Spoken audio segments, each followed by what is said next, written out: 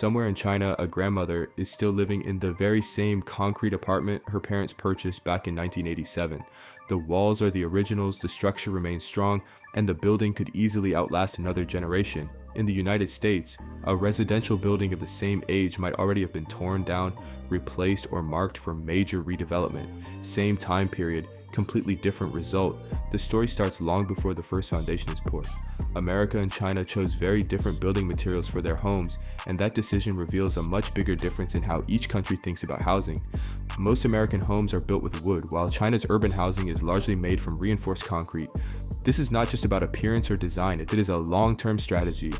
Faced with the same question, both countries came up with very different answers.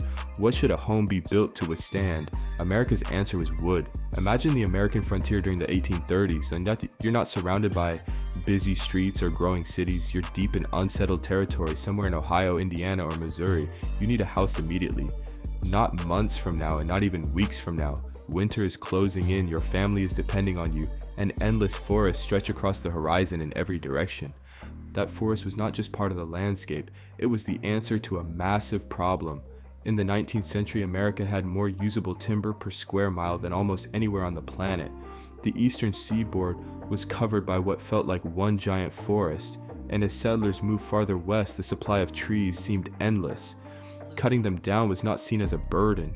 In many cases, it was simply clearing land that would be used for farming anyway.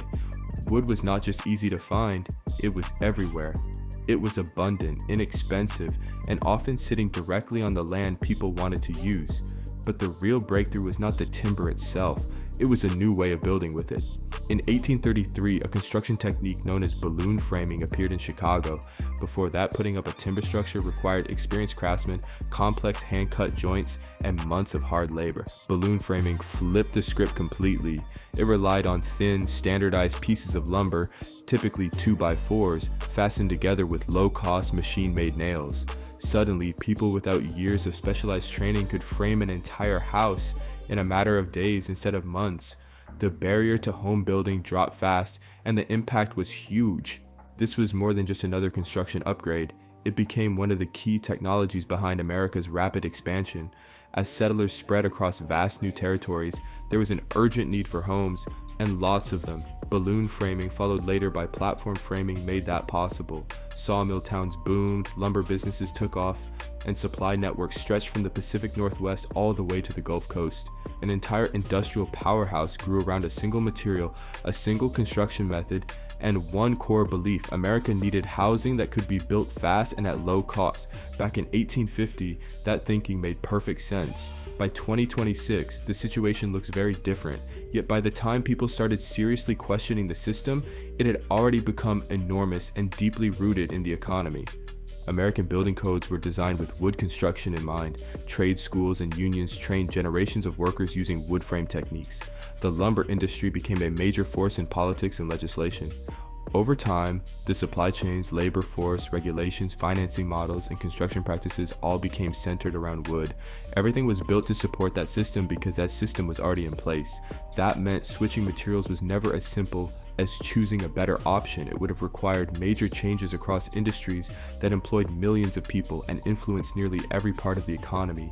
So America continued building with wood, not necessarily because it was viewed as the strongest solution, but because it was the system that already existed and could be delivered at a massive scale. The first answer had become the standard answer. While America became increasingly tied to wood through decades of momentum, something very different was unfolding across the world. China's path toward concrete was shaped by forces far bigger than market trends or construction costs. A devastating disaster would leave a lasting mark on how the country approached housing and urban development. The moment that changed everything arrived at 3:42 in the morning on July 28, 1976. The city of Tangshan, located in China's Hebei province, is fast asleep. It is a major industrial center filled with coal mines, steel plants, and tightly packed worker housing. Nearly 1 million people call it home. And on this particular night, most of them are inside their apartments and houses resting. Then at 3:42 in the morning, the ground suddenly moves. Not a small tremor, not a brief shake. The earth itself lurches beneath the city. A magnitude 7.8 earthquake strikes with tremendous force, becoming one of the most significant seismic events of the 20th century. In just seconds, the city is thrown into chaos. What makes this event so shocking is how quickly it unfolds. There's almost no warning and virtually no time for people to react. Most residents are caught completely off guard as the shaking begins. The earthquake lasts roughly 14 to 16 seconds. That may not sound long, but those few seconds change everything. Large sections of Tangshan suffer catastrophic damage. The official death toll reaches 242,000 people. Yes, 242,000 lives lost in less than a minute. Some researchers and historical accounts have suggested that the true number may have been even higher, with estimates exceeding 650,000. To understand the scale, that is more people than the entire population of many major cities. The disaster was not caused by fire, flooding, or warfare. The overwhelming destruction came from the failure of buildings and infrastructure during the quake, and that is the point that would leave a lasting impact on China's approach to construction. The earthquake itself was the trigger, but the collapse of structures was what turned it into a national tragedy that reshaped building standards for decades to come. Tangshan's housing stock in 1976 was made up largely of unreinforced brick and masonry structures. Many of these buildings were constructed without steel reinforcement, without strong engineered connections, and without designs intended to handle lateral forces, the side-to-side motion produced during an earthquake. When the ground suddenly shifted, countless structures had little ability to absorb or resist that stress. The results were devastating. Many buildings did not simply crack or suffer limited damage. Entire sections of structures collapsed in moments, trapping residents inside. The scale of destruction raised serious questions about construction standards and building resilience. What followed was not only a massive rebuilding effort, but also a deep examination of why so many structures had failed so completely. For Chinese officials, engineers, and planners, Tangshan became a turning point. It forced a hard look at the country's building practices and whether they were capable of withstanding the geological risks present across the region. The conclusion that emerged was straightforward. Many structures had not been designed to endure the kinds of powerful seismic events that could occur beneath Chinese soil. China sits within a region influenced by major tectonic activity. The ongoing movement of the Indian plate against the Eurasian plate has created geological pressure over millions of years, contributing to earthquakes across parts of Asia. From that perspective, Tangshan was not viewed as an isolated incident. It was a warning about what future disasters could bring if construction standards remained unchanged. In response, China embarked on a massive effort to rethink how buildings were designed and constructed. The changes that followed would influence housing development across the country for decades and help shape the widespread use of reinforced concrete in modern urban construction. In the years that followed, China overhauled its construction standards from top to bottom and made reinforced concrete a central part of urban residential building requirements. This was not treated as a temporary policy or a small recommendation. New standards were written directly into national building codes, enforced through multiple levels of government, and have remained a major feature of Chinese construction practices for decades. And as a result, nearly every apartment building constructed in Chinese cities after 1976 reflects lessons learned from the Tangshan disaster. Whether residents think about it or not, those engineering decisions are built into the walls, columns, and foundations around them. The goal was simple: create structures that could better withstand the forces generated by major earthquakes. Reinforced concrete dramatically changes how a building responds under stress. Steel rebar embedded inside the concrete provides tensile strength, allowing structural elements to flex and absorb energy instead of failing immediately.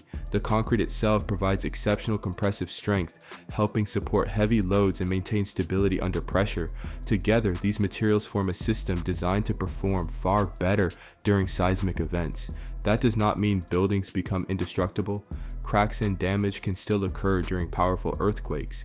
However, reinforced concrete structures are generally designed to reduce the risk of catastrophic collapse and improve the chances of protecting the people inside.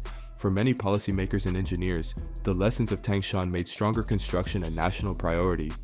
What makes this story even more remarkable is that China did not stop at adopting safer building methods. The country would go much further, transforming the entire scale and speed of its housing development in ways that would reshape its cities for generations.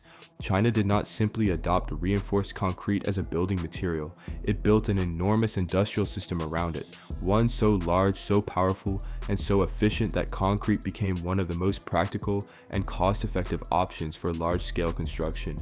Over time, safety goals and economic incentives aligned, creating a construction engine capable of producing housing and infrastructure at a pace few countries have ever matched.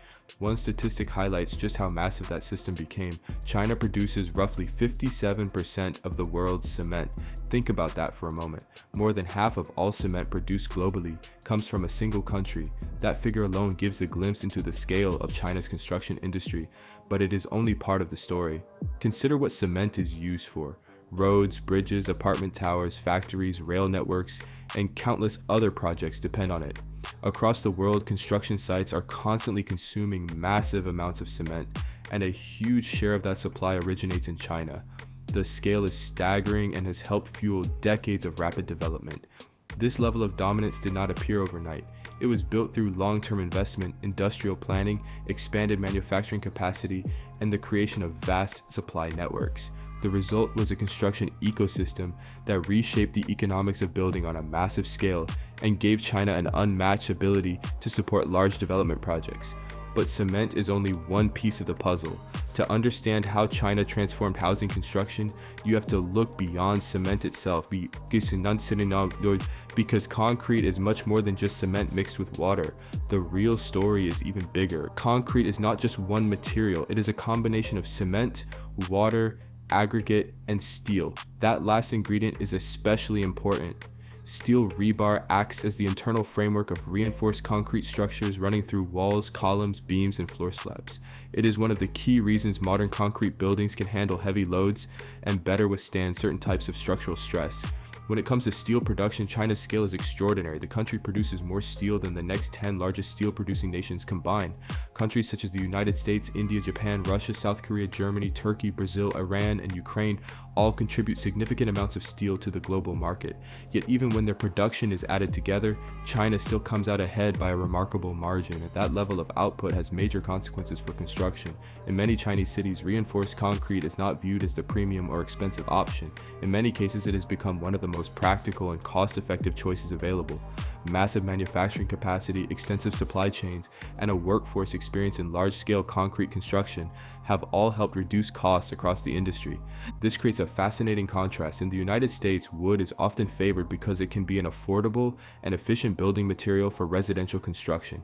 In China, however, the economics can look very different. The industrial systems supporting concrete and steel are so extensive that reinforced concrete construction can be highly competitive on cost, especially for large urban developments. And that shift was not the result of chance. Following the reforms and building changes that came after Tangshan, China did more than adopt reinforced concrete. It invested heavily in the industries, factories, supply networks, and workforce needed to produce it at an enormous scale. The country did not just embrace concrete, it built an entire industrial machine around it. China's construction boom was supported by massive investments in the industries that supplied it. Large cement plants expanded to extraordinary levels of production, while steel manufacturing became a major national priority. Across parts of the country, entire industrial regions developed around producing the raw materials needed to support housing, infrastructure, and urban growth on a huge scale. The strategy reflected a broader idea. If a country wants a particular material to become the standard, it helps to make that material widely available, cost-effective, and deeply integrated into the economy. Regulations can encourage change, but strong supply chains and production capacity make that change sustainable over the long term. China spent decades building exactly that kind of system. Then another major shift arrived, prefabrication. Many people imagine construction as crews working on site, pouring materials and assembling structures piece by piece. Increasingly, modern Chinese construction operates differently. A growing share of components can be produced in specialized factories before ever reaching the job site. Standardized wall panels, floor sections, staircases, columns, and other structural elements are manufactured in controlled environments. They are produced with precise measurements, monitored quality standards, and carefully managed curing processes before being transported to construction sites. Once delivered, large cranes can position the components, and crews can assemble them far more quickly than many traditional methods allow. The result is often faster construction, greater consistency, and improved efficiency for large-scale projects. The sheer volume of development is difficult to grasp. China has added enormous amounts of residential and commercial floor space over recent decades, transforming city skylines at a pace rarely seen in modern history. And throughout much of that expansion, reinforced concrete has remained the foundation of the system, shaping everything from apartment towers to major urban developments across the country. This is where the story becomes less about factories, industrial output, and national policy, and more about the everyday person buying a home. Because all of that manufacturing power, all of those cement plants, steel mills, and prefabrication systems ultimately lead to one result: the housing options available to families today. For many apartment buyers in China, they are not simply purchasing a place to live. They are buying into a construction system backed by decades of investment in materials, production capacity, and large-scale building expertise.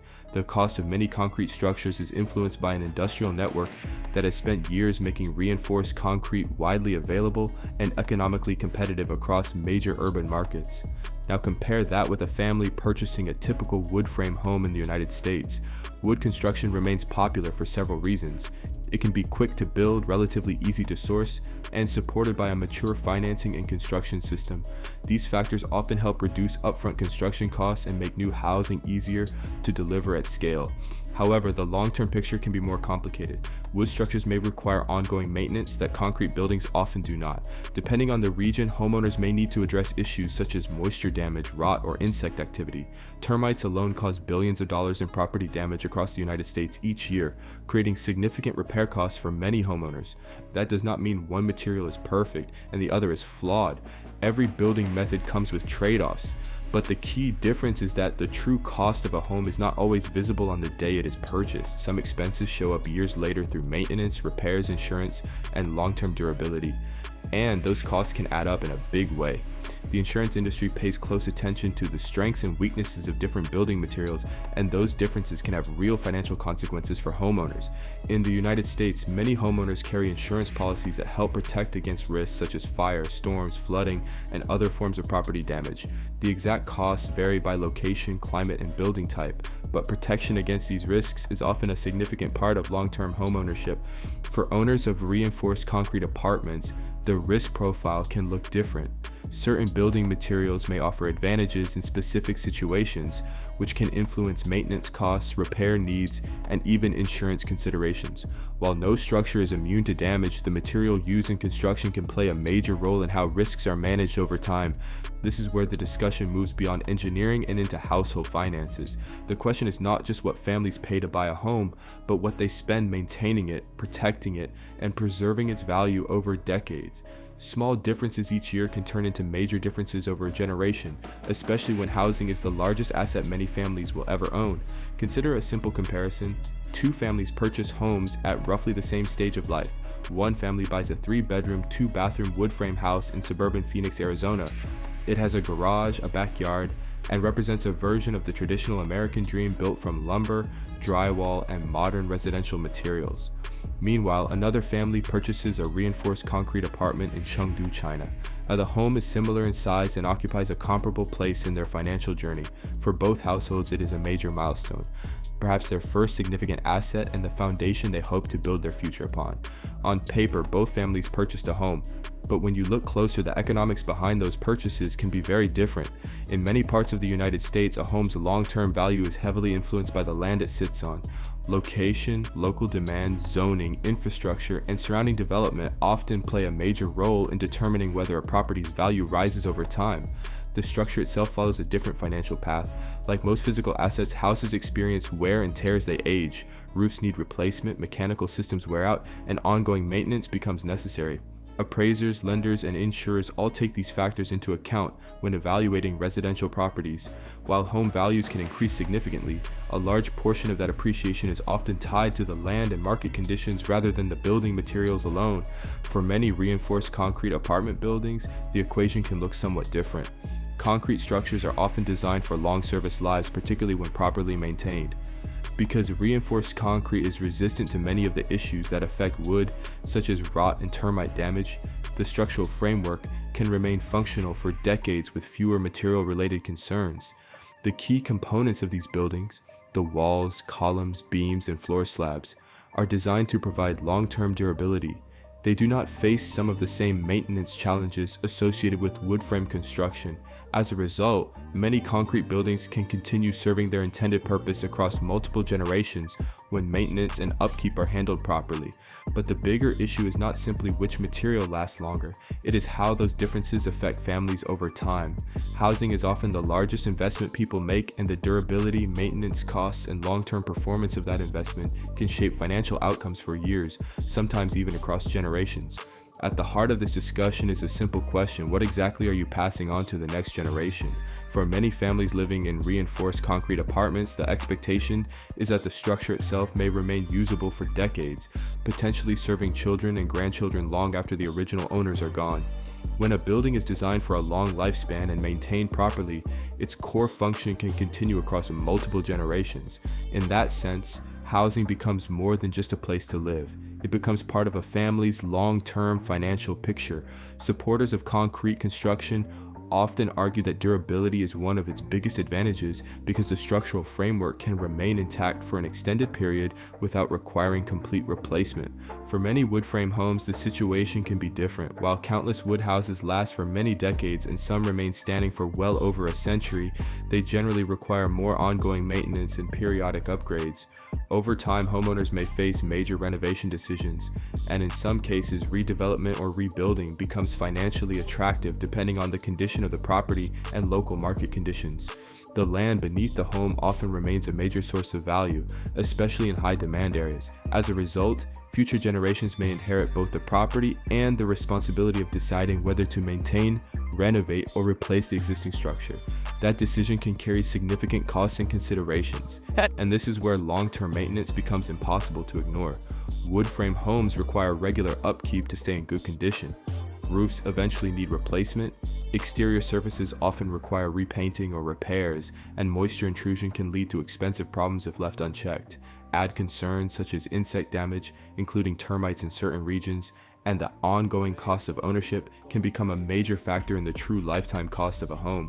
Termites cause billions of dollars in property damage across the United States every year, and the issue is significant enough to support a large pest control industry dedicated to prevention, inspection, and treatment. In regions where termite activity is common, homeowners often spend substantial amounts protecting their properties from potential damage. Reinforced concrete structures, by contrast, are not vulnerable to termite consumption in the same way wood-based materials are. For critics of wood-heavy construction, this raises an important question. How much of the long-term cost of home ownership is tied directly to the materials used in the structure itself? If a building material requires ongoing protection from pests, those expenses become part of the total ownership cost over time. Insurance adds another layer to the equation. Homeowners across the United States often purchase coverage for risks such as fire, wind damage, flooding, and other hazards. Insurance costs vary widely depending on location, climate, and the specific property, but they represent an ongoing expense that many families carry for decades. These premiums reflect the insurance industry's assessment of risk and the potential cost of future claims. Supporters of reinforced concrete frequently point out that certain building materials may perform differently under specific conditions, potentially influencing maintenance needs, repair costs, and risk exposure. While no building material is immune to every threat, the way a structure responds to hazards can affect long-term ownership expenses in meaningful ways. When you combine maintenance costs, insurance premiums, pest control expenses, repairs, and long-term upkeep over the life of a mortgage, the conversation becomes much bigger than the purchase price alone. The true cost of a home is not just what appears on the listing, it is everything that comes after the keys are handed over. But this is where the story takes a surprising turn. If it were simply a battle between wood and concrete, the conclusion would be easy. Instead, China's experience shows that even highly durable buildings cannot solve every problem in a housing market. Strong construction and financial stability are not the same thing, and one does not automatically guarantee the other. China spent decades building some of the most durable residential structures in the modern world. Reinforced concrete apartment towers became a defining feature of its cities, designed for long-term use and built at extraordinary scale. Yet despite that physical durability, the country still faced major challenges tied to debt, speculation, and real estate financing. The buildings remained standing, but the financial system supporting parts of the market came under intense pressure. One company became the symbol of that crisis, Evergrande, At its peak, Evergrande was one of the largest property developers in the world. The company built housing projects across numerous Chinese cities, collected deposits from buyers, borrowed heavily, and expanded at a breathtaking pace. Over time, its debt grew to more than $300 billion, making it one of the most heavily indebted developers in history. When Evergrande ran into financial trouble, the consequences rippled throughout China's property sector. Some projects faced delays, some buyers were left waiting longer than expected for completed homes, and unfinished developments became highly visible symbols of the broader crisis. The event triggered one of the biggest real estate challenges China had experienced in decades. Yet there was a striking contrast at the center of the story. Many of the projects that had already been completed remained physically intact, families continued living in them, and the structures themselves continued functioning as intended. The reinforced concrete, steel reinforcement, and engineering standards did not disappear when the financial model broke down. In other words, the crisis highlighted a crucial distinction. A housing system can struggle financially even when the buildings themselves remain durable and functional. The balance sheet may collapse, investors may lose confidence, and developers may fail, but the physical structures can still be standing, serving the purpose they were originally built for. That contrast is what makes this chapter of the story so remarkable. Evergrande exposed an important reality. Durable buildings alone cannot guarantee a healthy housing market. Strong construction materials may improve a building's lifespan, but they do not automatically solve problems related to debt, speculation, financing, or economic policy. A housing system can have solid structures and still face serious financial challenges if the business model behind them begins to break down. China's experience also brought attention to another widely discussed phenomenon, so-called ghost cities. Places such as Ordos, Chenggong, and Zhengdong became famous for large-scale developments that, at certain points, appeared significantly underoccupied. Massive residential districts, commercial centers, and infrastructure projects were built at extraordinary speed, yet population growth did not always arrive as quickly as planners expected. What makes these developments unusual is that many of the buildings themselves were not suffering from major structural problems. The apartments, roads, and public facilities were often completed according to modern engineering standards. In many cases, the challenge was not whether the structures could last, but whether enough people wanted to live there at the time they were built. It was a reminder that durability and demand are not the same thing. These issues matter because they show that housing is about more than construction materials alone. A successful housing system requires strong engineering, sustainable financing, effective planning, and long-term economic demand working together. At the same time, none of these financial or planning challenges erase the lessons that drove China's shift toward reinforced concrete after Tangshan. The disaster sparked a national focus on building resilience, structural safety, and earthquake resistance. That legacy continues to influence construction standards today. The broader debate ultimately comes down to trade-offs. Different materials offer different advantages, costs, and risks. Whether discussing long-term maintenance, disaster resilience, insurance expenses, durability, or generational wealth, the material used to build a home can have consequences that extend far beyond the day the property is purchased. Those effects can be felt for decades. America and China ended up with two very different approaches to housing. One system often prioritizes speed, flexibility, and lower upfront construction costs. The other places a stronger emphasis on long-term durability and reinforced concrete construction. Decades of policy decisions, economic incentives, and historical events pushed each country down a very different path. The next time you walk through your home, take a moment to think about what is behind the walls. Consider the materials, the engineering choices, and the challenges the structure was designed to handle. Was it built with a focus on affordability, longevity, disaster resistance, or some combination of all three? The answer reveals a lot about the priorities that shaped it from the very beginning, and that answer says more about a housing system than most people ever realize.